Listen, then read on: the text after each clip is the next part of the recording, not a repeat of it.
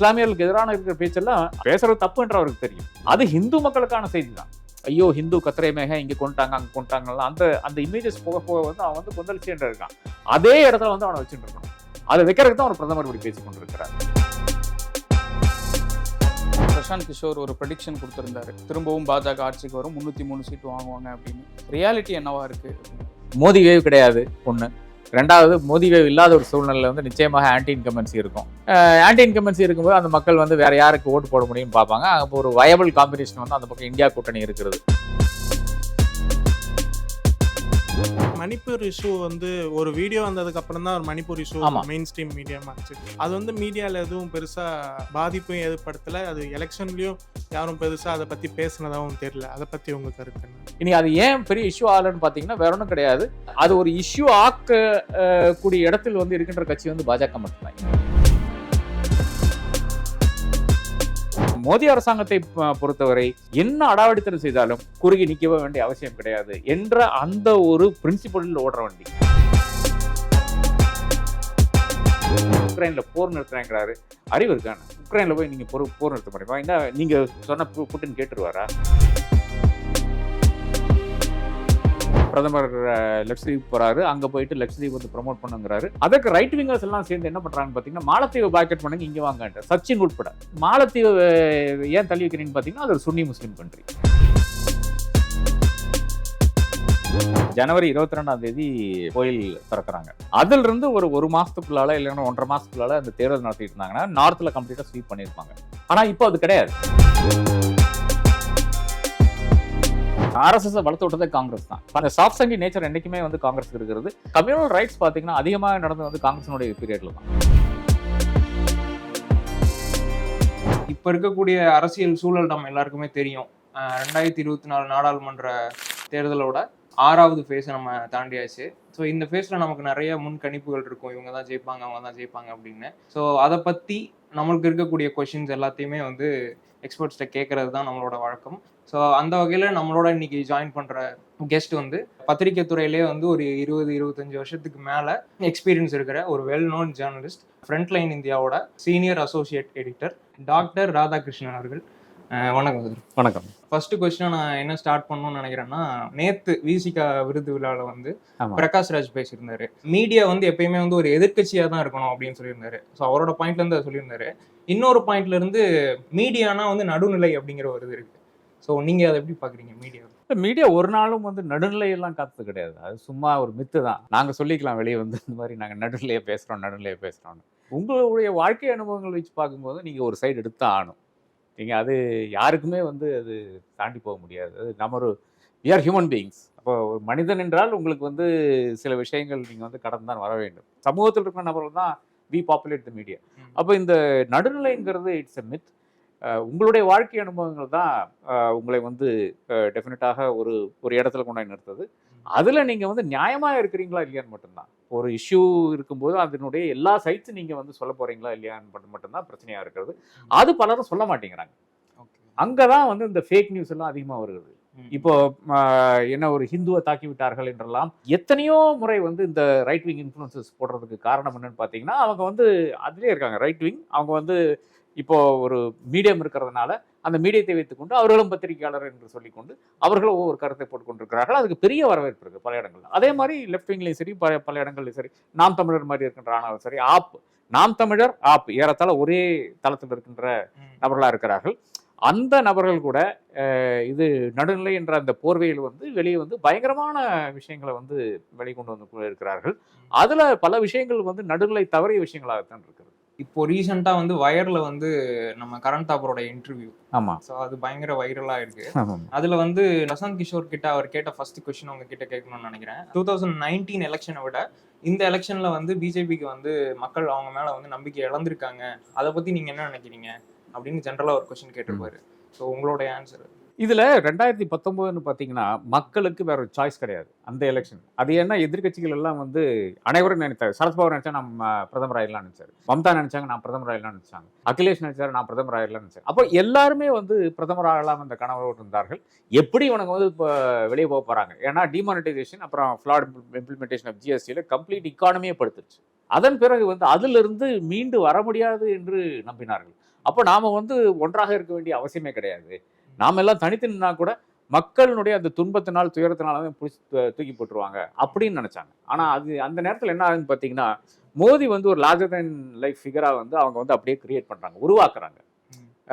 Maybe chowkidar, நான் காவுங்க நான் காணே தூங்க, இவங்க எல்லாம் வந்து ஊழல்வாதிகள், நான் சாப்பிட மாட்டேன், நான் யாரையும் சாப்பிட விட மாட்டேன், அந்த மாதிரியான விஷயங்கள்ல வந்து லார்ஜர் தென் லைஃப் ஃபிகரா இருக்காரு. அப்போ அதனால வந்து என்னன்னு பார்த்தீங்கன்னா அவருக்கு ஒரு பெரிய ஒரு மோடி வேவ், நமக்கு தென்படாத ஒரு மோடி வேவ் வந்து 2019 இருந்தது. ஆனால் அது வந்து இப்போ இல்லை. அப்போ மோடி வேவ் இல்லாத ஒரு இடத்துல, அதாவது ஒரு நபரை பற்றி இல்லைன்னா ஒரு ஆட்சியில் இருக்கின்ற ஒரு அதனுடைய மெயின் நபரை பற்றி ஒரு பாசிட்டிவிட்டி இல்லை என்றால் அங்கே வந்து நிச்சயமாக ஆன்டி இன்கம்பன்சி இருக்கும். ஆன்டி இன்கம்பன்சி இருக்கின்ற இடத்தில் நெகட்டிவ் ஓட்டிங் வரும். நெகட்டிவ் ஓட்டிங் வந்து விட்டால் அடுத்த இந்த நெகட்டிவ் ஓட்டிங் என்பது இப்போ யாரை நோக்கி போகணும்ல கேள்வி இருக்கிறது. 2019 இருக்கின்ற பிரச்சனை வந்து 2024 கிடையாது. அது என்னன்னு பார்த்தீங்கன்னா 2019 யாருக்கு ஓட் பண்ணணும்னு தேடும்போது ஆள் காணும். ஏன்னா எல்லாரும் நின்றுருக்காங்க. காங்கிரஸ் நின்றுருக்காங்க, எஸ்பி யூபி எடுத்தீங்கன்னா காங்கிரஸ், எஸ்பி, பிஎஸ்பி எல்லாரும் நின்றுருக்காங்க. இந்த முறை பார்த்தீங்கன்னா பிஎஸ்பி இன்னும் இருக்கிறது, பட் எஸ்பியும் காங்கிரஸ் வந்து ஒன்றாக இருக்கிறார்கள். அதே மாதிரி ஒவ்வொரு இடத்துலையும் வந்து கிளியரா ஒரு சாய்ஸ் இருக்கிறது. அப்போ இவரை பிடிக்கலையா இவனுக்கு ஓட் போடலாம், ஜெயிச்சிருவான் இருக்கிறது. அதனாலதான் நிச்சயமாக கூறுகிறேன், பாஜக என்பது அட்லீஸ்ட் ஒரு 70 சீட்ஸ் லூஸ் பண்றதுக்கான அந்த வாய்ப்பு வந்து தாராளமாக நான் காண்கிறேன். 70 சீட்ஸ் லூஸ் பண்றாங்க அப்படின்னா அது இந்தியா கூட்டணிக்கு சாதகமா அமையும் அப்படிங்கிறது நிச்சயமாக. ஏன்னா இந்தியா கூட்டணியில் இருக்கின்ற நபர்களுக்கு தான் ஓட் போடுறாங்க. இப்போ தமிழ்நாட்டில் எடுத்துங்க, தமிழ்நாட்டில் வந்து ஒரு நெகட்டிவ் மனநிலை பாஜகவுக்கு மேலே இருக்குன்னு கேட்டால் நிச்சயமாக இருக்கிறது. தமிழ்நாடு மக்கள் வந்து கொஞ்சம் அரசியலில் வந்து ஏன்னா இந்த அளவுக்கு ஈடுபாடு ஏன்னு எனக்கு புரிய மாட்டேங்குது. அந்த அளவுக்கு ஈடுபாடு இருக்கிறவங்க ரொம்ப தெளிவாக இருக்காங்க. அப்போ மறுபடியும் வந்து ஒரு ஆட்சியில் இருக்கின்ற கட்சி அது மேலே ஆன்டி இன்கம்பன்சி இருக்கிறது பெரிய லெவல்லாம் கிடையாது திமுக மேலே. அப்படி இருந்தால் கூட திமுகவுக்கு தான் போட்டிருக்காங்க அந்த வாட்டி. அது ஏன்னு கேட்டிங்கன்னா வேற ஒன்றும் கிடையாது, இவர்களை வந்து உள்ள விடக்கூடாதுங்கிறது பாஜக. அப்போ ஒவ்வொரு இடத்துலையும் பார்த்தீங்கன்னா இந்தியா கூட்டணிக்கு தான் அந்த மக்கள் போயிருக்கிறத நம்ம மிக தெளிவாக காண முடியும். இந்த டெமோக்ராட்டிக் ப்ராசஸில் நான் வந்து பார்ட்டிசிபேட் பண்ணிக்கொண்டு இந்த அரசாங்கத்தை களைய வேண்டும் என்ற நோக்கத்தோடு இருக்கிறார்கள் என்றதுதான் என்னுடைய புரிதலாக இருக்கிறது. மோடி மேல இருக்கக்கூடிய கொட்டேஷன்ஸ் 2014 ஆரம்பிச்சு மோடி வேவ் ஆகட்டும், அதுக்கப்புறம் சௌக்கிதார் அவர் கிளைம் பண்ணதாகட்டும், இப்போ வந்து இந்த 10 வருஷம் ஆட்சியில வந்து அவர் வந்து ஒரு விஸ்வகுரு அப்படின்னு சொல்லப்படுறாரு. பிஜேபி ஆகட்டும், அவரே வந்து நான் வந்து கடவுளின் பிள்ளைங்கிறதெல்லாம் வந்து கடைசியா சொல்லியிருக்காரு. உண்மையிலே அவர் வந்து இந்த 10 வருஷம் ஆட்சியில விஸ்வகுருவா இருந்திருக்காரு. இல்லை அப்படி கிடையாதுங்க. அதாவது இப்போ அஜித் டோவல் சொல்லுவார், அதாவது இது மோடிங்கிறது அஜித் டோவலினுடைய கிரியேஷனாகத்தான் பார்க்க வேண்டியதாக இருக்குது. அதாவது டோவலினுடைய பிரின்சிபல்னு பார்த்தீங்கன்னா அரசாங்கத்தில் இருக்கும்போது என்ன அடாவடித்தனம் என்ன வேணா பண்ணலாம், என்ன அட்டுழியம் வேணா பண்ணலாம், ஆனால் பெர்செப்ஷன் மேனேஜ் பண்ணலாம். சூப்பராக பண்ணீங்கிறது வந்து நீங்கள் மீடியாவில் சொல்லிக்கொண்டே இருக்க வேண்டும். உங்களுடைய அந்த மாஸ் அவுட்ரீச் வந்து எப்பவுமே இருந்து கொண்டே இருக்கணும். அதில் வந்து அதற்கு தேவை என்னன்னு பார்த்தீங்கன்னா மக்களுக்கு என்ன தேவைன்னு பார்த்தீங்கன்னா நெபுலஸாக வந்து இப்போ இந்த மன்மோகன் சிங் செஞ்சார் இல்லையா, 200 மில்லியன் பீப்புளை 20 கோடி மக்களை வந்து 25 கோடி மக்களை வந்து வறுமை கோட்டுக்கு மேலே கொண்டு வந்தார். ஆனால் அதற்கு ஒரு நபர் அங்கே நின்று நான் தான் 25 கோடி மக்களை வந்து கரையேற்றினேன் என்று கிளைம் பண்ணுறக்கு ஒரு ஆள் இல்லாமல் போச்சு. அதாவது மக்களுக்கு ஒரு மோனோட்டோனில் நீங்கள் பேசும்போது மக்களுக்கு பிடிக்க மாட்டேங்குது. நீங்கள் என்ன அடாவடித்தனம் செஞ்சாலும் நீங்கள் அதுக்கு நீங்கள் நேராக போய் நின்று பேசினா போதும். என்ன பேசினா இதுதான் இதை விட சூப்பராக ஒரு நடவடிக்கை கிடையாது டிமானிட்டைசேஷன் ஃபார் இன்ஸ்டன்ஸ். இன்னைக்கும் அது வந்து அவங்க கிளைம் பண்ண மாட்டேங்கிறாங்க, கிரேட் சக்ஸஸ் எல்லாம் கிளைம் பண்ண மாட்டேங்கிறாங்க. ஆனால் இன்னைக்கு என்ன பேசுறாங்கன்னா அதையும் டிஃபெண்ட் பண்ணி தான் இன்னைக்கு பேசிக்கொண்டிருக்கிறார்கள்.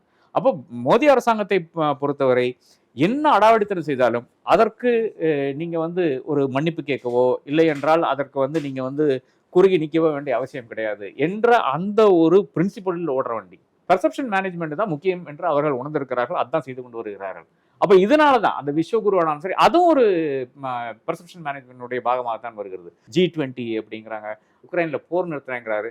அறிவு இருக்கான்னு உக்ரைனில் போய் நீங்கள் போர் நிறுத்த முடியுமா? என்ன நீங்கள் சொன்ன புட்டின் கேட்டுருவாரா? இதெல்லாம் வந்து எதற்குன்னு பார்த்தீங்கன்னா இங்கே இருக்கின்ற ஆடியன்ஸ்க்காக விஷயமா இருக்கிறது. அதே மாதிரி தான் இஸ்லாமியர்களுக்கு எதிரான இருக்கிற பேச்செல்லாம் பேசுறது தப்புன்ற அவருக்கு தெரியும். அது ஹிந்து மக்களுக்கான செய்தி தான்.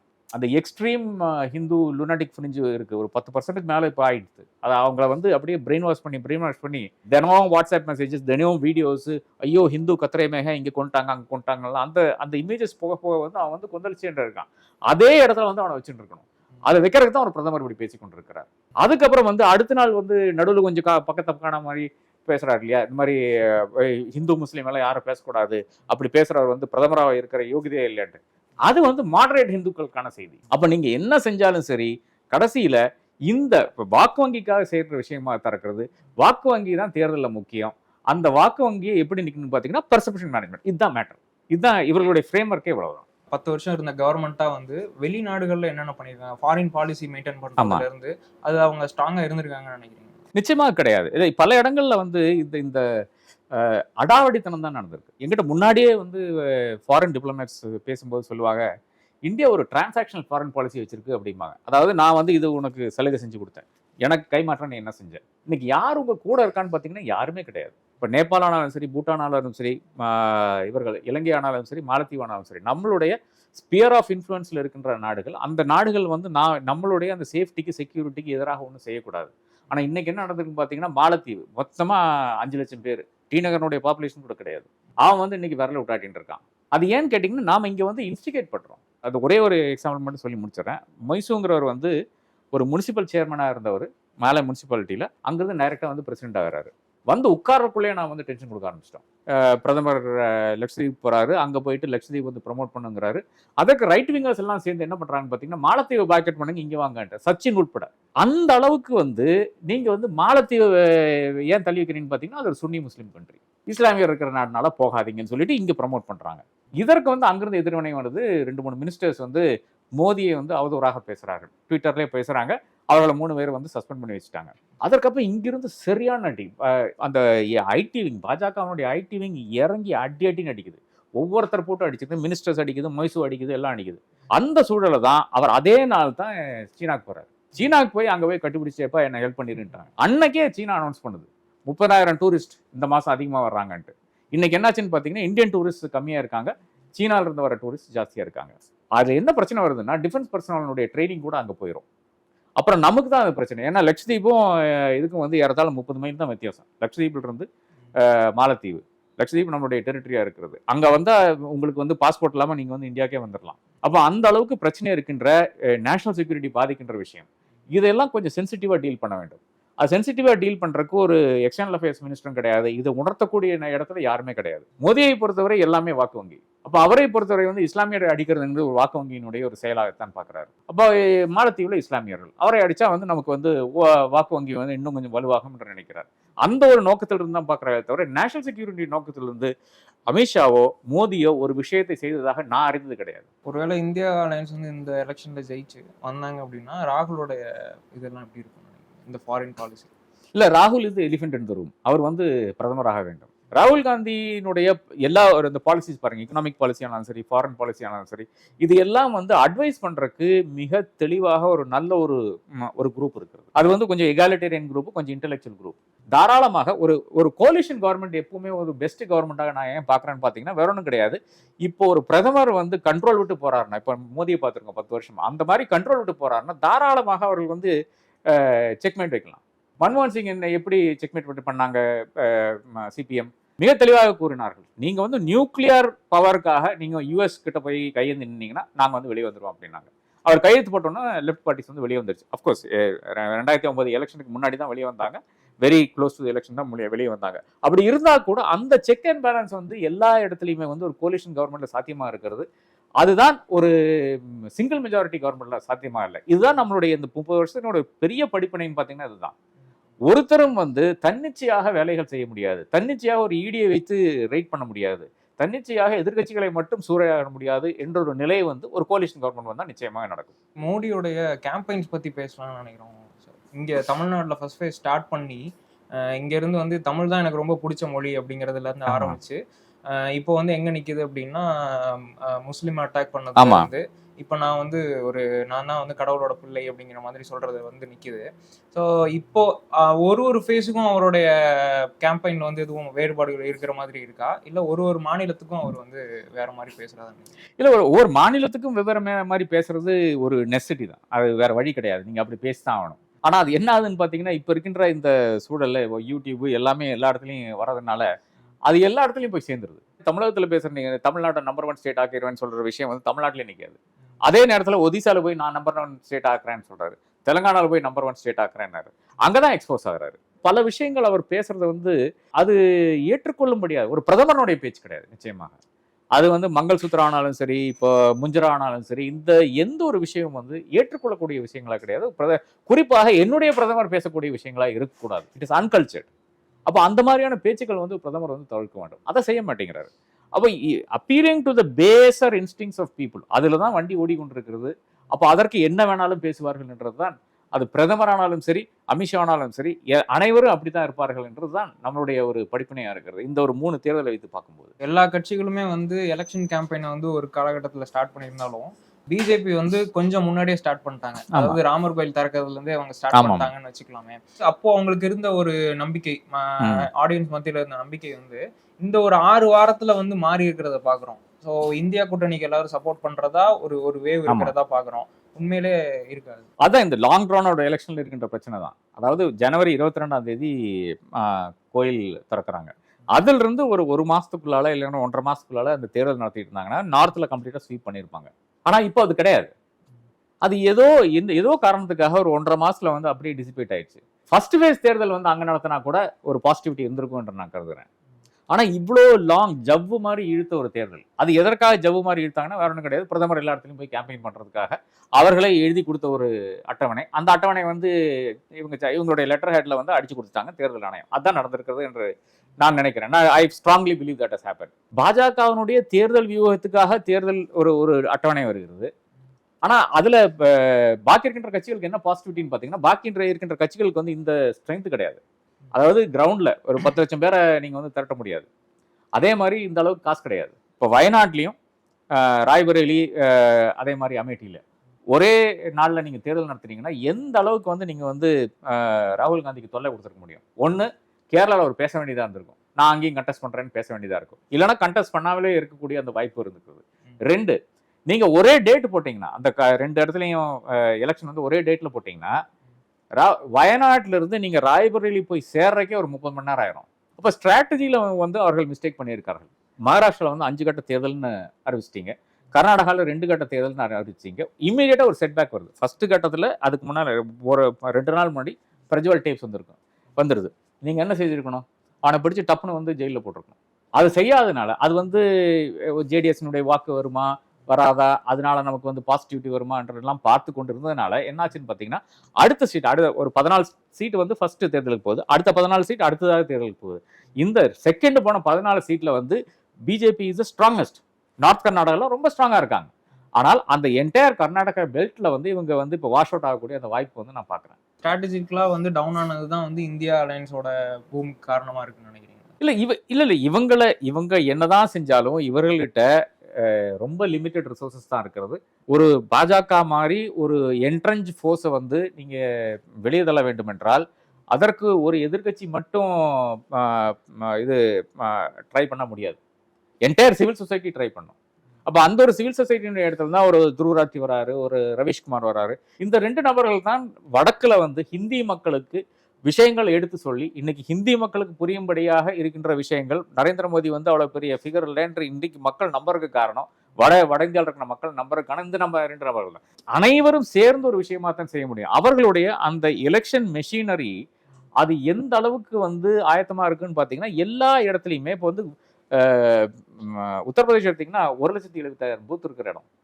1,70,75,000 பூத்ல சமாஜ்வாதி பார்ட்டிக்கோ காங்கிரஸுக்கோ பிஎஸ்பிக்கோ வந்து ஆள போட முடியாது.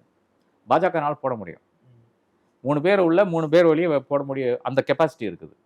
இது பெய்டு பொசிஷன்ஸ். இதற்கு காசு தேவைப்படுகிறது. இதற்கு ஒரு நெட்வொர்க் தேவைப்படுகிறது. இந்த நெட்வொர்க் எங்கிருந்து வரும்? அது கோடியாக எலக்ட்ரல் பாண்ட்ஸ் மூலியமாக வேற ஏதாச்சும் மூலியமாக வருகின்ற காசு மூலியமாக தான் வைக்க முடியும். அந்த ஸ்ட்ரென்த் வந்து பாக்கி யாருக்கும் கிடையாது. அப்ப அதனால தான் சொல்றேன், இந்த மாதிரி ஒரு என்ட்ரன்ஸ் கட்சியை வந்து நீங்க வந்து வெளியனுப்ப வேண்டும் என்றால் நிச்சயமாக அதற்கு வந்து என்டையர் சொசைட்டி வந்து பாடுபட்டதான் முடியும். அந்த வேலை தான் நடந்திருக்கிறது. நிச்சயமாக காங்கிரஸ் ஒரு ஸ்ட்ராட்டஜி இருந்தது, அது ஓரளவுக்கு ஒர்க் ஆயிருக்குது. அதே மாதிரி சிவில் சொசைட்டிக்கு ஒரு ஸ்ட்ராட்டஜி இருந்தது, அதுவும் பல இடங்களில் ஒர்க் ஆயிருக்கு. பிரஸ் ஃப்ரீடம் அப்படின்னு எடுத்து பார்க்கும்போது பிஜேபி சைட்ல இருந்து எந்த அளவுக்கு ப்ரெஷர் இருந்தது? பிஜேபி சைட்ல இருந்து எப்பவும் ப்ரெஷர் தான் செய்யும். அது உங்களை வந்து கொச்சையா பேசுறது, இந்த மாதிரி விஷயங்கள் வந்து ரொம்ப தெளிவாக செஞ்சு கொண்டு இருப்பாங்க. இப்போ பிஜேபி ஆனாலும் சரி, பாக்கி எந்த கட்சி ஆனாலும் சரி, அவங்க வந்து நீங்க நியாயம் பேசுறீங்கன்னு தெரிஞ்சா அவர்களுக்கு யாருக்குமே பிடிக்காது. உங்களை வந்து ஒரு கட்டம் கட்டி அந்த கட்டத்துக்குள்ள வச்சிருக்கணும். ஓஹோ இவன் வந்து அங்கே வந்து கொஞ்சம் பேசுவான், இல்லைனா இவன் வந்து இந்த பக்கம் பேசுவான், இல்லைனா காசு கொடுத்தா வந்து இவனை ரெடி பண்ணிடலாம். இந்த ஒரு கட்டத்தை தான் பத்திரிகையாளர்ல வச்சிருக்காங்க. இந்தியா பூரா அப்படித்தான் இருக்கிறது. அதாவது கவர்மெண்ட் நினைத்து விட்டால் எந்த இது இன்ஸ்டிடியூஷன் ஆஃப் கவர்னன்ஸையும் நீங்கள் வந்து கேப்சர் பண்ணிடலாம். அது ஜுடிஷியரி ஆகட்டும், பாக்கி பத்திரிகை ஆகட்டும், இல்லை என்றால் நீங்கள் வந்து என்டையர் பியூரோக்ரஸி ஆகட்டும், எல்லாரையும் கேப்சர் பண்ணிடலாம். அரசாங்கத்துக்கு அந்த அளவுக்கு பவர் இருக்கு.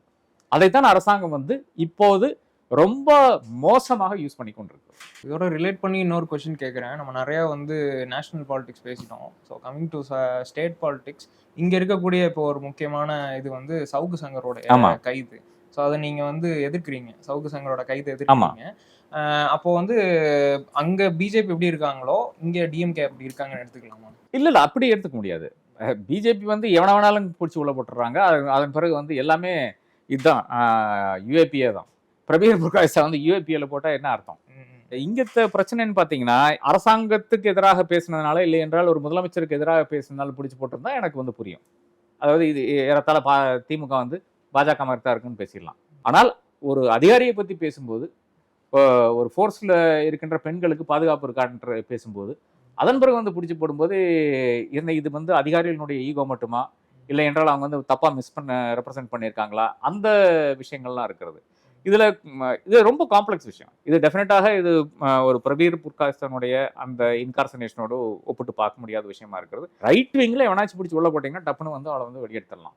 அதே நேரத்தில் வந்து பாக்கி வேற யாரை பிடிச்சாலும் ஒரு சுப்ரீம் கோர்ட் கூட பெயில் கொடுக்காத ஒரு நிலைமையை நம்ம பார்த்து கொண்டிருக்கிறோம். சவுக்கனர் கேஸ் அது கிடையாது. இங்கே ஒரு ஜட்ஜ் வந்து சாமிநாதன் வந்து பெயில் கொடுத்தாரு, இன்னொரு ஜட்ஜ் வந்து முடியாதுன்றாரு. இப்போ தேர்ட் ஜட்ஜுக்கு போகுது குண்டாஸ் குண்டாஸ் குவாஷிங்.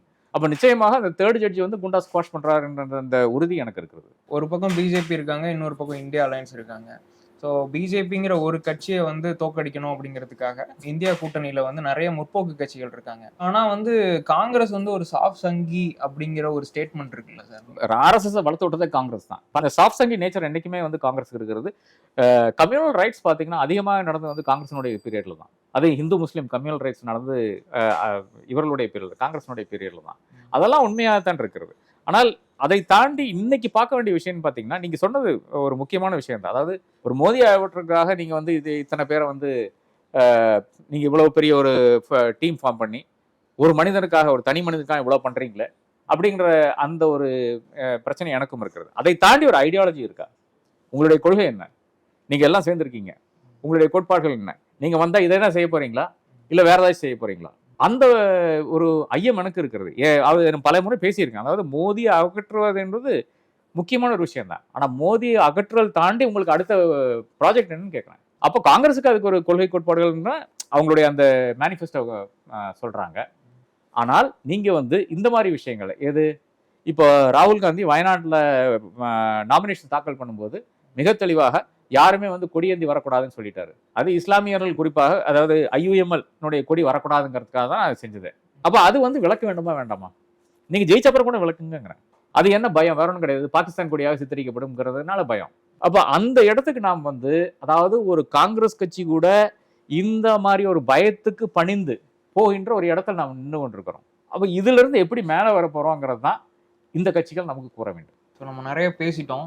ஸோ இங்கே இருக்கிறவங்க எல்லாருமே வந்து மீடியா ரிலேட்டட் பீப்புள்ஸ். ஸோ உங்களுடைய கேள்விகள் எது இருந்தாலும் நீங்கள் சார்கிட்ட கேட்கலாம். மணிப்பூர் இஷ்யூ வந்து ஒரு வீடியோ வந்ததுக்கு அப்புறம் தான் ஒரு மணிப்பூர் இஷ்யூ மெயின் ஸ்ட்ரீம் மீடியாமா இருந்துச்சு. அதுக்கப்புறம் இப்போ ஒரு வருஷம் கடந்து இன்னும் அங்கே பிரச்சனை இருந்துட்டு தான் இருக்கு. அது வந்து மீடியாவில் எதுவும் பெருசா பாதிப்பும் ஏற்படுத்தலை. அது எலெக்ஷன்லயும் யாரும் பெருசா அதை பத்தி பேசினதாகவும் தெரியல. அதை பத்தி உங்க கருத்து என்ன? மணிப்பூர்ல வந்து எந்த அளவுக்கு மக்களை ஒடுக்க முடியுமோ அடக்க முடியுமோ அதை வச்சு தான் செய்து கொண்டிருக்கிறார்கள். வெளியே நீங்க அங்க போனா கூட நீங்க வந்து அங்கிருந்து ரிப்போர்ட்டிங் பண்றதுக்கு, இல்லை என்றால் ஒரு வீடியோ எடுக்கிறதுக்கெல்லாம் ரொம்ப கடினம். அதை தாண்டி விஷயங்கள் வந்து வெளியே வந்திருக்கிறது. சோசியல் மீடியானால தான் வெளியே வந்தது. வேற ஒரு காரணமும் கிடையாது. பத்திரிகைகள் கிடையாது, இந்தியன் ஜேர்னலிசம் கிடையாது. வெளியே கொண்டு வந்தது நிச்சயமாக இவர்கள் தான். சோசியல் மீடியாவில் இருக்கின்ற அந்த ஒரு தாக்கம் தான். அதுவும் குறிப்பாக அந்த 2 பெண்கள் அந்த கேஸ் எல்லாம் வெளியே வந்து பத்திரிகைகள் காரணமே கிடையாது. இனி அது ஏன் பெரிய இஷ்யூ ஆகலன்னு பார்த்தீங்கன்னா வேற ஒன்றும் கிடையாது. அது ஒரு இஷ்யூ ஆக்கக்கூடிய இடத்தில் வந்து இருக்கின்ற கட்சி வந்து பாஜக மட்டும்தான். இன்னைக்கு எப்படி வந்து நிர்பயா வந்து ஒரு அட்டென்ஷன் வந்து கிரியேட் பண்ணாங்களோ, எப்படி வந்து ஒரு MiG-21 கிராஷ் ஒரு சாதாரண விஷயம், அதை ஒரு இஷ்யூவை வந்து அது கரப்ஷன் இஷ்யூவை மாத்துறாங்களோ, எப்படி ஒரு சிடபிள்யூஜி ஊழல் ஒரு 50 கோடிக்கு ஊழலுக்கு ஒரு பெரிய விஷயமே கிடையாது. இந்தியாவை பொறுத்தவரை இது பெரிய விஷயமே கிடையாது. அந்த அளவுக்கு வந்து மாற்றக்கூடிய ஒரே ஒரு கட்சி தான் இருக்கிறது. அது பாஜகவாக தான் இருக்கிறது. அதே நேரத்தில் பாக்கி இருக்கின்ற கட்சிகள் வந்து இந்த நார்த் ஈஸ்ட் அதே மாதிரி காஷ்மீர் விஷயங்கள்ல வந்து கொஞ்சம் அப்படியே சைலண்டா போயிடுவார்கள். ராகுல் காந்தி செய்த விஷயம் இல்லை என்றால் காங்கிரஸ் செய்த விஷயம் பெரிய விஷயமா தான் நான் பார்க்குறேன். மணிப்பூர்ல போய் அங்கிருந்து ஒரு யாத்திரையை ஆரம்பிக்கிறது நிச்சயமாக அரசியல்வாதி தன்னுடைய பொலிட்டிக்கல் ஃபியூச்சரை ரிஸ்க் பண்ணி பண்ண விஷயமாக தான் பார்க்க வேண்டியதா இருக்கிறது. அந்த அளவுக்கு காங்கிரஸ்னால் பண்ண முடிஞ்சது. ஆனால் அதை தாண்டி ஒரு விஷயம் நிச்சயமாக பண்ண முடியல. ஏன்னா மெயின் ஸ்ட்ரீம் மீடியா யாருமே கண்டுக்கவே மாட்டாங்க. கம்ப்ளீட் கேப்சர் தானே. மோடியினுடைய கைகள் தான் அனைத்து மீடியாவும் இருக்கிறது. அதனால யாரும் ஒன்றும் செய்ய முடியாத ஒரு சூழ்நிலை வந்து இந்தியாவில் நாம் பார்த்து கொண்டிருக்கிறோம். நான் வந்து இன்ஸ்டாகிராம் ஸ்வைப் பண்ணுறப்ப அல் ஜசீரா அப்படின்னு ஒரு பேஜில் வந்து இஸ்ரேலில் காசாவில் இறந்தவங்களோட நம்பர்ஸ் போடுறாங்க. 32,000 இந்த மாதிரி நம்பர்ஸ் போடுறாங்க. நான் வந்து அந்த பேஜை ஃபாலோ பண்ணுறேன். அதனால அதோட ஃபீட் எனக்கு வருது. ஆனால் நான் ஜென்ரலாக ஸ்வைப் பண்ணால் அப்படியே ரிவர்ஸாக வருது. ஹமாஸ் அட்டாக் பண்ணி பாருங்க இஸ்ரேல் வந்து மக்கள் நடுநடுங்கி நிற்கிறாங்க, ஜீப் பக்கத்தில் பாருங்க கஷ்டப்படுறாங்க. அது வீடியோக்குள்ள போய் பார்த்தா என்ன இருக்குன்னா அவங்க ஜீப்பில் ஓரமாக நின்றுட்டு இருப்பாங்க. ஏதோ எங்கேயோ சத்தம் ஏதோ சின்னதாக கேட்கும், நடந்து போகிறாங்க. இப்படி இருக்கு. ஒரு சர்வதேச அளவில் இருக்கக்கூடிய ஊடகங்கள் எதுவுமே வந்து ஏன் இப்படி ஒரு வெஸ்டர்ன் கண்ட்ரிஸ்க்கு பயஸ்டா இருக்கு? இந்தியாவில் இருக்க மீடியாக்கள் இந்த விஷயங்கள் எல்லாம் எப்படி டீல் பண்ணுது அப்படிங்கிறத என்னோட கொஸ்டின். நீங்க இந்த கேள்வி கேட்கறதே பெரிய மகிழ்ச்சியா இருக்கு. ஏன்னா பல தருணங்கள் நாம என்ன நினைச்சிட்டு இருக்கோம், இன்டர்நேஷனல் மீடியா நல்லா பண்ணுது அப்படின்னு நினைச்சிட்டு இருக்கோம். இஸ்ரேல் காசா மக்களுக்கு எதிராக தொடுக்கின்ற இந்த போர் என்பதுதான் நம்மளுக்கு ரொம்ப தெளிவாக மக்களுக்கு உணர்த்தி இருக்கிறது. இவனுக்கு சரியே இல்லைங்கிறது. அது CNN, BBC எல்லாம் நம்ம நம்பிக்கொண்டிருக்கோம். ஆத்தென்டிக் சோர்சஸ் என்று நம்பிக்கொண்டிருக்கோம். அவர்கள் தான் ஃபர்ஸ்டாக இப்போ BBC எடுத்தீங்கன்னா அவங்க தான் ஃபர்ஸ்டாக இந்திரா காந்தியினுடைய அந்த கொலையை வந்து ஃபர்ஸ்ட் சொல்றாங்க. அப்போ BBC மேலே நமக்கு பெரிய ஒரு மரியாதை மதிப்பெல்லாம் வந்தது. ஆனால் இன்னும் இப்போ தான் நமக்கு தெரியுது எந்த அளவுக்கு வந்து சாஃப்ட்வேர் பண்ணுறாங்கன்ட்டு. 30,000 பேர் அங்கே கொன்னா கூட அதை வந்து ஒரு இஷ்யூவா வந்து எடுத்துட்டு போக மாட்டேங்கிறாங்கன்றது நமக்கு மிக தெளிவாக தெரியுது. ஏன் இப்படி நடக்குதுன்னு பார்த்தீங்கன்னா வேற ஒன்றும் கிடையாது. அவர்கள் அனைவரும் வந்து யூஎஸ்னுடைய கண்ட்ரோலில் இருக்கின்ற மீடியாவெல்லாம் தான் இருக்கிறார்கள். பல இடங்களில் நான் பார்த்துருக்கேன் என்னன்னா, அவர்கள் இப்போ ஒரு ஜேர்னலிஸ்ட் அந்த நிறுவனங்கள்ல இருந்து இன்னொரு வெளிநாட்டுக்கு போறான்னா, இப்போ ஒரு பெரிய பிரச்சனை நடக்குது, அந்த நாட்டுக்கு போறான்னா ஃபர்ஸ்ட் என்ன பண்ணுவான்னா யூஎஸ் எம்பசிக்கு தான் போவான், இல்லை என்றால் UK எம்பசிக்கு தான் போவான். அங்கே போயிட்டு அங்கே ஒரு ப்ரீஃபிங் எடுத்துட்டு அதன் பிறகு தான் பாக்கி இருக்கிறவங்களை பார்ப்பாங்க. அவர்கள் அப்படி செய்து கொண்டிருக்காங்க. நம்ம இன்னும் கொஞ்சம் இண்டிபெண்டாக தான் இருக்கோம். இப்போவும் வந்து ஓரளவுக்கு இண்டிபெண்டன்ட் மீடியா வந்து தமிழ்நாட்டில் இருக்கிறதுனால ஓரளவுக்கு இண்டிபெண்டன்ஸ் மெயின்டைன் பண்ணிட்டு தான் இருக்கோம். டெல்லியில் இருக்கிறவங்க அதாவது அவர்கள்லாம் பெரிய மீடியாக்கள், இப்போ டைம்ஸ் ஆஃப் இந்தியா ஆனாலும் சரி, இந்தியா டுடே ஆனாலும் சரி, இதெல்லாம் பெரிய குரூப்ஸ். அந்த பெரிய குரூப்ஸை கம்ப்ளீட் கேப்சர் பண்ணிட்டாங்க. அவர்களும் பல பிரச்சனைகளுக்காக அவர்கள் வந்து பணிந்து போயிட்டாங்க. எந்தெந்த பத்திரிகையில் மோடியினுடைய பேட்டி வந்ததோ அதெல்லாம் கேப்சர்ட் மீடியான்னு நீங்கள் எடுத்துக்கலாம், தாராளமாக எடுத்துக்கலாம். எந்தெந்த மீடியாவில் வரலையோ அவர்கள் வந்து பணிந்து போகவில்லை. அதாவது கொஸ்டின் வந்து கட் பண்ணி போடலான்னு அர்த்தம். பத்திரிகையாளர் வந்து கேள்வி கொடுப்பாங்க, அவர் அதுக்கு பதிலளிப்பார். பிடிக்காத கேள்வி கட் பண்ணிடுவாரு. அப்போ நீங்கள் வந்து எலக்ட்ரல் பாண்ட்ஸில் ஒரு கேள்வி கேட்குறீங்க, இவர் சொல்கிறாரு இதுதான் மோஸ்ட் டிரான்ஸ்பரண்ட் அப்படிங்கிறாரு. வெளியே என்னது எல்லாமே வந்து எபோவ் போர்டு நடக்கிற விஷயம் அப்படின்னு சொல்லிட்டாருன்னு வச்சுங்க. அடுத்த கேள்வி நீங்கள் கேட்கணும் இல்லையா, எங்க எப்படிங்க இந்த இவர் வந்து காசு கொடுக்குறாரு உடனே வந்து பெயிலில் விடுறீங்க, இல்லைன்னா இவர் காசு கொடுக்குறாரு உங்களுக்கு நீங்கள் வந்து ப்ராஜெக்ட் கொடுக்குறீங்க, அந்த கேள்வி கேட்கணுமா வேண்டாமா? அந்த கேள்வி உங்களால் கேட்க முடியாது. ஏன்னா அந்த கேள்வி ஒன்று கட் பண்ணிடுவாங்க, இல்லைன்னா கேட்டால் கூட அது அந்த கேள்விக்கு பதில் வராது. சமீபத்தில் வந்து பிரசாந்த் கிஷோர் ஒரு ப்ரெடிக்ஷன் கொடுத்துருந்தாரு, திரும்பவும் பாஜக ஆட்சிக்கு வரும், 303 சீட்டு வாங்குவாங்க அப்படின்னு. இதற்கு முன்பும் கூட பாஜக தரப்பில் தான் வருவாங்கன்னு சொன்னாங்க. அதுக்கப்புறம் அதோடைய மார்ஜின்ஸ்லாம் மாறிச்சு. இப்போ இந்த மாதிரியான ப்ரெடிக்ஷன்ஸ் வந்து எதை எஸ்டாப்ளிஷ் பண்ண ட்ரை பண்ணுது? இன்னொன்று, நமக்கு வசதியான ப்ரெடிக்ஷன்ஸை மட்டும் நம்ம எடுத்துக்கிறோமா, ரியாலிட்டி என்னவா இருக்குது அப்படிங்கிறது? இல்லை, ரியாலிட்டி நமக்கு ஜூன் 4ஆம் தேதி தான் தெரியும். ரியாலிட்டி என்னால் கூற முடியாது. மோடி வேவ் கிடையாது ஒன்று. ரெண்டாவது, மோடி வேவ் இல்லாத ஒரு சூழ்நிலையில் வந்து நிச்சயமாக ஆன்டி இன்கம்பன்சி இருக்கும். ஆன்டி இன்கம்பன்சி இருக்கும்போது அந்த மக்கள் வந்து வேற யாருக்கு ஓட்டு போட முடியும்னு பார்ப்பாங்க. அப்போ ஒரு வயபிள் காம்பினேஷன் வந்து அந்த பக்கம் இந்தியா கூட்டணி இருக்கிறது. இப்போ அடுத்ததாக எக்ஸிட் போல்ஸ் வரும். ஜூன் 1ஆம் தேதி தேர்தல் முடிஞ்சோடனே சாயங்காலம் வந்து எக்ஸிட் போல்ஸ் வரும். அந்த எக்ஸிட் போல்ஸ் இதை தான் சொல்ல போகுது, 300 350 சொல்ல போகிறாங்க பாஜகவுக்கு. ஆனால் பொட்டி தோர்த்த அப்புறம் தான் நமக்கு விஷயம் தெரியும். அப்போ அதற்காக ஒரு நேரேட்டிவ் செட்டிங்காக, அதாவது 4ஆம் தேதி வந்து சில இடங்களில் வந்து கேப்சர் பண்ணுறதுக்காக இன்னைக்கு செய்கிறாங்களா, அப்போ ஜூன் 4 இதை ஒட்டி ஏதாச்சும் விஷயம் நடக்குமா என்ற அந்த ஐயம் பலருக்கும் இருக்கிறது. அதனால தான் இந்த தேர்தல் ஆணையம் வந்து அந்த நம்பர்ஸ் வெளியிடாதனால, அவங்களுடைய அந்த எக்ஸாக்ட் நம்பர்ஸ் வந்து இப்போ தான் வெளியிட்டாங்க, 2 நாள் மட்டும் தான் வெளியிட்டாங்க. அப்போ அதில் தான் பலருக்கும் டவுட் இருந்தது. அதனால தான் கபில் சிபல் சொன்னார், நான் ஒரு வரையறை கொடுக்குறேன், இதை வச்சு நீங்கள் பார்த்துங்க. அதாவது இந்த இவிஎம் வந்து எப்போ திறக்கப்பட்டது எங்கன்றது அங்கே வந்து ரெக்கார்ட் ஆகிருக்கும், டைம் பாருங்கங்கிறாரு, டைமு டேட்டு பாருங்கிறாரு. அது வந்து எப்போ இருந்திருக்கணும், தேர்தல் நடந்த நாள் காலையில் 6:55 ஏதோ இருக்கணும், அப்போ தான் திறந்துருக்கணும். அதன் பிறகு வந்து திறந்துடக்கூடாது. அதுக்கப்புறம் சீல் பண்ணி எடுத்து வச்சிடணும். அப்போ அந்த மாதிரி விஷயங்கள் நிறையா இருக்கிறது. அந்த விஷயங்களை எல்லாம் வைத்து பார்க்கும்போது நிச்சயமாக பாஜகவுக்கு என்னை பொறுத்தவரை ஒரு 60-70 சீட் வந்து கம்மியாகத்தான் போகுது. இந்த தேர்தல் வந்து தமிழகத்துல வந்து எந்த அளவுக்கு தாக்கத்தை ஏற்படுத்தும் சார்? நான்முக தேர்தலா இது இருக்கு. நாம் தமிழர், பிஜேபி, டிஎம்கே, ஏடிஎம்கே இப்படி போட்டி போட்டு இருக்கிறதுனால யாருக்கு இது சாதகமா அமையும்? நிச்சயமாக திமுக தான், கூட்டணிக்கு தான் சாதகமா இருக்கிறது. இப்போ இந்த 2024 தேர்தலில் வந்து அதிமுக தனித்து நின்னால அவங்க ஒரு ஓட் ஷேர் எடுத்துட்டு போயிடறாங்க. பாஜக தனித்து நிற்கிறது, அது ஒரு ஓட் ஷேர் எடுத்து போயிடறாங்க. நாம் தமிழர் சொல்லவே வேண்டாம், அவங்களுடைய அந்த 8%, 9%, 10% வச்சுங்களேன் ஓட் ஷேர் போயிருது. இதுல நிச்சயமாக திமுக கூட்டணிக்கு தானே வெற்றி. மைனாரிட்டிஸ் மிக தெளிவா இருக்கிறார். யாரு பாஜகவுக்கு எதிராக குரல் கொடுக்கிறார்களோ, கன்சிஸ்டண்டாக குரல் கொடுக்கிறார்களோ அவர்களுக்கு மட்டும்தான் ஓட்டுன்னு அவங்க சொல்லிட்டாங்க. அப்ப நீங்க மோதியை கிரிட்டிசைஸ் பண்ணாம உங்களுக்கு ஓட்டு வராது. அது எடப்பாடி ரியலைஸ் பண்ண வேணும். மோதிங்கிற வார்த்தையை சொல்ல மாட்டேங்கிறாரு, அந்த வார்த்தை சொன்னா தான் உங்களுக்கு ஓட்டு வரும். அது பண்ண மாட்டேங்கிறாங்க. அப்ப அதிமுக ஓட்டு வரல. மைனாரிட்டி ஓட்டு வந்து கமிட்டட் பார்ட்டிக்காரன் வேணா போட்டிருப்பான், அன்வர் ஆசா வேணா போட்டிருப்பாரு. பட் அந்த மாதிரி நபர்கள் மட்டும்தான் போடுவாங்க. நிச்சயமாக இது சாதாரண இஸ்லாமியர்கள் வந்து இல்லை என்றால் கிறிஸ்துவர் வந்து நிச்சயமாக வந்து திமுகவை தாண்டி இந்த தேர்தலில் சிந்திக்க மாட்டாங்க. இப்போ வந்து பிஜேபி வந்து தோத்துச்சுனாமே கூட வந்து எதிர்கட்சியா இருக்கும் போது அதோடைய வைப்ரன்சி வந்து எப்பவுமே ரொம்ப அதிகமா இருக்கும். அது வந்து நீங்க மனித மனங்களா இப்ப இந்து முஸ்லீம் பிரச்சனைகளா இருக்கட்டும், அது கலவரங்களா இருக்கட்டும், இது வந்து ரொம்ப அவங்க வந்து ரொம்ப ஆக்டிவா பண்றதுக்கான வாய்ப்புகள் இருக்கு. இந்த பக்கம் இந்தியா கூட்டணி வந்து ஜெயிச்சிச்சுனாவே கூட இந்த சாஃப்ட் இந்துத்துவா கேரக்டரிஸ்டிக்ஸ் வந்து இந்தியா கூட்டணியில் இருக்கக்கூடிய லெஃப்ட் அண்ட் இப்போதைக்கு டிஎம்கே கிட்ட பெரும்பகுதியா இல்லாம இருக்கு. ஸோ இவங்க ஜெயிக்கிற பட்சத்துல இவங்களுடைய ஃபார்வர்டான இது வந்து ஒரு செக்யுலர் வேல்யூஸ் பேசக்கூடிய ஒரு இதுவா இருக்குமா, இல்லாட்டி ஆல்ரெடி இருக்க செட்டப்லயே இவங்க வந்து ரன் ஆவாங்களான்றது? பாஜக ஆப்போசிஷன்ல இருந்ததுன்னா நீங்க குறிப்பிட்ட மாதிரி ஒரு வைப்ரண்ட் இதா இருக்கும், கம்யூனல் ரைட்ஸ் அதுக்கான சாத்தியக்கூறலாம் இருக்கான்ட்டு. என்னை பொறுத்தவரை இந்த பாஜக மாறி இருக்குது. 10 வருஷத்துல வந்து அதிகாரத்துல இருந்து அந்த அதிகார திமிரு கொழுப்பெல்லாம் வந்திருக்கிறது, அதுல அப்படியே மாறி இருக்கு. இன்னைக்கு வந்து பாஜக கிடையாது, இது மோடியினுடைய பார்ட்டி. அந்த அளவுக்கு கட்சி மாறி இருக்கு. அந்த அளவுக்கு மாறின ஒரு கட்சி வந்து இட்ஸ் எ கரப்ட் பார்ட்டி. குஜராத்தினுடைய அதே ஃபார்முலா தான் இங்க நடக்குது.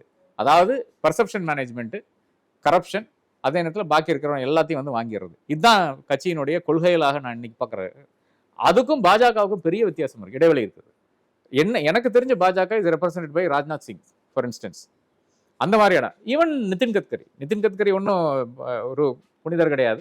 அப்படி இருந்தாலும் கூட அவர் வந்து நாக்பூரை சார்ந்தவர், அங்கிருந்து கண்டெஸ்ட் பண்றாரு. அதனால அந்த ஆர்எஸ்னுடைய ஈடுபாடு இருக்கும்.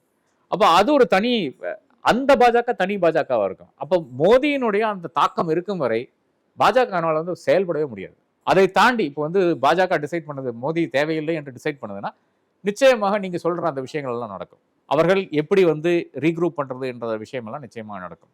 இனி காங்கிரஸினுடைய சாஃப்ட் ஹிந்துத்துவா அது என்னைக்குமே ஒரு பிரச்சனையாக தான் இருக்கும். என்றும் அந்த சாஃப்ட் ஹிந்துத்துவா இருந்திருக்கிறது. ஆனால் நம்மளுடைய கண்களில் அது தென்படவில்லை. அதை வந்து நம்ம கண்காணிக்க வேண்டியது நம்மளுடைய ஒரு ஒரு கடமையாக இருக்கிறது. அது திமுக ஆனாலும் சரி, லெஃப்ட் கட்சிகளானாலும் சரி, அனைவரும் வந்து நிச்சயமாக அதை வந்து எதிர்கொள்ளத்தான் வேண்டும். ஒவ்வொரு இஷ்யூவா எடுத்து செல்ல வேண்டும். இப்போ இந்த தேர்தல் பிரச்சாரங்களில் மோஸ்ட்லி பிஜேபி வந்து தேர்தல் விதிமுறைக்கு நிறைய மீறி இருக்கிறாங்க. நிறைய விஷயம் வந்துச்சு. அது முஸ்லீமுக்கு எதிரான பேச்சாக இருக்கட்டும், இப்போ கடைசியாக கடவுள் பிள்ளைன்னு இருக்கும், இது எல்லாமே தேர்தல் விதிமுறைக்கு எதிரான இருக்குது. ஆனால் இது சம்மந்தமாக எலெக்ஷன் கமிஷன் வந்து பெருசாக எதுவுமே பேசப்படல. ஸோ இந்த எலெக்ஷன் வந்து இதனால எலெக்ஷன் கமிஷன் பேசாத காரணம் பிஜேபி சாதகமாக இருக்கும் அந்த தேர்தல். இந்த பேச்சுக்கள்னால ஒன்றும் பெரிய ஒரு தாக்கம் வரப்போறதில்லை. நிச்சயமாக தேர்தல் ஆணையம் வந்து ஆக்ஷன் எடுத்திருக்கணும். அந்த ஆக்ஷன் எடுக்கவில்லை. அப்போ ஆக்ஷன் எடுக்கவில்லைன்னு மட்டும் கிடையாது, இப்போ வந்து எல்லாரும் கட்சிக்கு தான் நோட்டீஸ் எடுக்கிறாரே தவிர இண்டிவிஜுவலுக்கு அனுப்ப மாட்டேங்கிறாங்க. இது முன்பு எந்த காலத்திலையும் கிடையாது. என்னை பொறுத்தவரை நான் பல முறை சொல்லியிருக்கேன், தேர்தல் ஆணையம் வந்து பாஜகனுடைய பிரான்ச் அலுவலகமாக செயல்பட்டு கொண்டிருக்கிறது அப்படின்னு கூறியிருக்கேன். அவர்களால் என்ன செய்ய முடியுமோ, என்னென்ன ஒத்துழைக்க முடியுமோ அதை அத்தனை செய்வார்கள். பட் அதை வைத்துக்கொண்டு தேர்தல் ஜெயிக்க முடியாதுங்கிறது தான் ஒரு உண்மை நிலையா இருக்கிறது. வந்து பாஜக வந்து ஆட்சிக்கு வந்துட்டா, 3ஆவது முறை ஆட்சிக்கு வந்துட்டா எலெக்ஷனே நடக்காது அப்படின்னு சொல்றாங்க. இப்போ கடைசியாக வந்து கார்கே கூட என்ன சொல்லியிருக்காருன்னா, ஒரு ஆட்சிக்கு வந்துட்டாருன்னா சுதந்திர பேச்சு கூட இருக்காது, பேச்சு சுதந்திரம் கூட இருக்காது அப்படின்னு சொல்லியிருக்காரு. இதெல்லாம் எப்படி பார்க்கறது? தேர்தல் நடக்காது என்று கூற முடியாது. நிச்சயமாக தேர்தல் நடக்கும். தேர்தல் எப்படி நடக்கணும்னு பார்த்தீங்கன்னா, ரஷ்யாவில் இப்போ தேர்தல் நடந்துச்சு இல்லையா, அந்த மாதிரி நடக்கும். அதாவது ஒருத்தர் வந்து 90% ஓட்டு வாங்கி ஜெயிக்கிற மாதிரி எதிர்ப்பில் எவன் இருந்தாலும் அவனை வந்து காலி பண்ணிடுவாங்க. காலி பண்ணலன்னா ஜெயிலில் போட்டு அவனை ஏதாச்சும் அலெக்சி நவாலினுடைய கேஸ் நாம் பார்த்து கொண்டு தான் இருக்கோம். அந்த மாதிரி தேர்தல் நடக்கும். ஒரு 2 வாட்டி அதிகாரத்துக்கு வந்தாலே அது நேஷனல் லெவலில் கவர்மெண்ட் ஆஃப் இந்தியாவுடைய பட்ஜெட் ஏறத்தாழ 50 லட்சம் கோடி ஆனுவல் பட்ஜெட். இதுலேருந்து 10% எடுத்தீங்கன்னா 5 லட்சம் கோடி ஸ்கீம் பண்ணிங்கன்னா. அப்போ அந்த அளவுக்கு காசு வருகின்ற ஒரு கட்சி 80,000 ஆஃபீஸ் கட்டுது கம்ப்ளீட்டாக. அதே மாதிரி எவ்வளவோ விஷயங்கள் வந்து செய்து கொண்டிருக்கிறார். அப்போ சிங்கிள் பார்ட்டியாக மாறக்கான அந்த வாய்ப்பு இருக்குது. இந்த காங்கிரஸ் முக்து பாரத் என்ற அந்த வாக்கியமே எதுக்குன்னு பார்த்தீங்கன்னா வேற ஒன்றும் கிடையாது. காங்கிரஸ் மட்டும்தான் ஒருங்கிணைக்கிற ஒரு ஃபோர்ஸாக இந்தியா எல்லா இடத்துலையும் இருக்கிறது. அதுக்கு அடுத்த ஃபோர்ஸ் வந்து கம்யூனிஸ்ட்கள் தான். அந்த ஒரு கட்சியை வந்து காலி பண்ணி விட்டா அப்புறம் வேற யாருமே கிடையாதுங்கிறது தான் உண்மை நிலையா இருக்கு. ரீஜனல் பார்ட்டிஸ் தான் இருக்கு. அப்புறம் அப்போ அவருடைய ஃபர்ஸ்ட் எய்ம் அதாக தான் இருந்தது. அது நடக்கல. இப்போ அடுத்தது வந்து ஒன் நேஷன் ஒன் எலெக்ஷன் பேசிக்கொண்டிருக்கிறார். அந்த ஒன் நேஷன் ஒன் எலெக்ஷன் எதுக்குன்னு பார்த்தீங்கன்னா இவர்களுடைய அந்த ஒரு மோதின்ற அந்த பிம்பம் இருக்கு இல்லையா, அந்த பிம்பம் ஒர்க்கார மட்டும்தான் அந்த ஒன் நேஷன் ஒன் எலெக்ஷன். அந்த பிம்பம் ஒர்க்காலன்னா அந்த ஒன் நேஷன் ஒன் எலெக்ஷன் தூக்கிடுவாங்க. மறுபடியும் அதிகாரத்துக்கு வந்தால் நிச்சயமாக ஒன் நேஷன் ஒன் எலெக்ஷன் கொண்டு வந்துருவாங்க. ஏன்னா மோடி ஃபேமா நம்புவார், அலை இருக்கிறது, அதனால தான் அதிகாரத்துக்கு வந்தோம் நான் நிச்சயமாக நம்புவார். பிரச்சனைன்னு பார்த்தீங்கன்னா இது மாதிரி தான். இப்போ ஆப்பை வந்து டிஸ்குவாலிஃபை பண்ண போகிறாங்க. அவர்கள் ஆட்சிக்கு வந்தால் நிச்சயமாக ஃபர்ஸ்ட் வேலை ஃபர்ஸ்ட் வீக்கில் வந்து ஆப்பை வந்து டிஸ்குவாலிஃபை பண்ணுவாங்க. அப்போ ஆப்புன்ற ஒரு கட்சி இருக்காது. அடுத்து என்ன பண்ண முடியும்? இந்த மாதிரி காங்கிரஸை டிஸ்குவாலிஃபை பண்ணுறதுக்கான அந்த வாய்ப்பும் இருக்கிறது. ஏனென்றால் இந்த நேஷனல் ஹெரால்ட் கேஸில் வந்து காங்கிரஸ் வந்து லோன் கொடுத்துச்சு அப்படின்ற ஒரு குற்றச்சாட்டு கொண்டு அது வந்து காங்கிரஸ் வந்து இவங்களுக்கு யார் ராகுல் காந்திக்கு லோன் கொடுத்துச்சுன்னு அந்த மாதிரி ஒரு கேஸ் ஒன்று இருக்கிறது. அதில் வந்து நிச்சயமாக காங்கிரஸ் வந்து டிஸ்குவாலிஃபை பண்ணுறதுக்கான வாய்ப்பும் இருக்கிறது. திமுகவையும் டிஸ்குவாலிஃபை பண்ணலாம். பிஜேபியில் நயினார் நாகேந்திரனோட அந்த 4 கோடி பறிமுதல் விவகாரமும் அப்படியே நின்றுடுச்சு. அதை பற்றி பெருசாக பேசப்படலை. அண்ட் பிரஜ்வல் ரவேனாவோட பென்ட்ரைவ் இஷ்யூவாக இருக்கட்டும், அதுவும் அப்படியே மறுக்கப்படுது. நீங்கள் சொன்ன மாதிரி எலெக்ஷன் கமிஷன் வந்து அந்த 7 கட்ட தேர்தல் அறிவிக்கும் போது எப்படி அவங்க பட்டியல் கொடுத்து தான் சொன்ன மாதிரி நீங்கள் சொன்னீங்க. இப்போ அதே மாதிரி தான் இடி, சிபிஐ, என்ஐஏ எல்லாம் அவங்க பாஜகவோட இதில் அதிகாரத்துலேருந்து தான் அவங்களும் செயல்படுறாங்களா? ஆமாம், நிச்சயமாக அப்படி தான் செயல்பட்டு கொண்டிருக்காரு. நயனாரனுடைய அந்த கேஸுன்னு பார்த்தீங்கன்னா அது என்னை பொறுத்தவரை அது ஒரு open and shut case. But அது கோர்ட் ஆஃப் லாவில் வந்து ஒன்றும் பண்ண முடியாது. நீங்கள் அதுக்கு சாட்சியாட்டுன்னு இதெல்லாம் தேவைப்படுகிறது. இப்போ 4 கோடி கேஷ் வந்து பிடிச்சிருக்காங்க. அது அந்த பசங்க வந்து எனக்கும் நயனாருக்கும் சம்மந்தம் இல்லைன்னு சொன்னால் ஒன்றும் பண்ண முடியாது. இதில் என்ன ஒரே ஒரு இடத்துல தான் நயனார் மாட்டியிருக்காரு. அதாவது இக்யூ, அதாவது ட்ரெயினில் போகிறதுக்கு வந்து இப்போ வெயிட் லிஸ்டட் டிக்கெட்ஸ்க்கு எமர்ஜென்சி கோட்டான்னு ஒரு இது இருக்குது. அதுக்கு வந்து அரசியல்வாதிகள் வந்து சைன் போட்டு கொடுப்பாங்க. குறிப்பாக எம்பிஸ் எம்எல்ஏஸ் எல்லாம் சைன் போட்டு கொடுக்கலாம். அவர்களுக்கு வந்து அதை அலாட் பண்ணுவாங்க, பர்த் அலாட் பண்ணுவாங்க. அது வந்து நயனார் பண்ணி கொடுத்துருக்காரு இந்த 2 பசங்களுக்கு. அதில் மட்டும்தான் ஒரு மாற்றக்கான அந்த வாய்ப்பு இருக்கிறது. பாஜக மறுபடியும் அதிகாரத்துக்கு வந்துட்டா சென்டரில் டப்புன்னு இந்த கேஸ் வந்து இடிக்கு மாற்றப்படும். அதன் பிறகு அப்படியே கடப்பில் போட்டுருவாங்க. அதோட முடிஞ்சு போயிடும் இந்த கேஸ். மோடியினுடைய எக்ஸ்பிளனேஷன் பார்த்தீங்கன்னா, பிரதமருடைய எக்ஸ்பிளனேஷன் பார்த்தீங்கன்னா 6000க்கும் மேற்பட்ட கேஸுகள் வந்து இடி ஹேண்டில் பண்ணியிருக்குது. லட்சம் கோடிக்கு மேலே வந்து நாங்கள் வந்து காசு எடுத்திருக்கோம். எல்லாம் உண்மைதான். ஆனால் 149 கேஸ் மட்டும்தான் அரசியல்வாதிகளோட கேஸ். 149 கேஸில் ஏறத்தாழ 145 கேஸ் வந்து எதிர்க்க தரப்பினரை சேர்ந்த கேஸுகளாக தான் இருக்கிறது. அவர்களை மட்டும்தான் வந்து எல்லா வீட்டுக்கு போகிறதானாலும் சரி, அங்கே வந்து சொத்தம் முழுக்கிறதானாலும் சரி, எல்லாம் எதிர்க்கட்சி தரப்பு தான் நடந்து கொண்டிருக்கிறது. 6000 கேஸு, 149 வந்து அரசியல்வாதிகளுக்கு எதிராக, அதில் 145 வந்து எதிர்க்கட்சி தலைவர்களுக்கு எதிராகன்னு பார்த்தீங்கன்னா அதுலேருந்து நமக்கு தெரியும் யார் இயக்குறாங்கன்னு மிக தெளிவாக தெரிகிறது. நிறைய பேசிட்டோம்.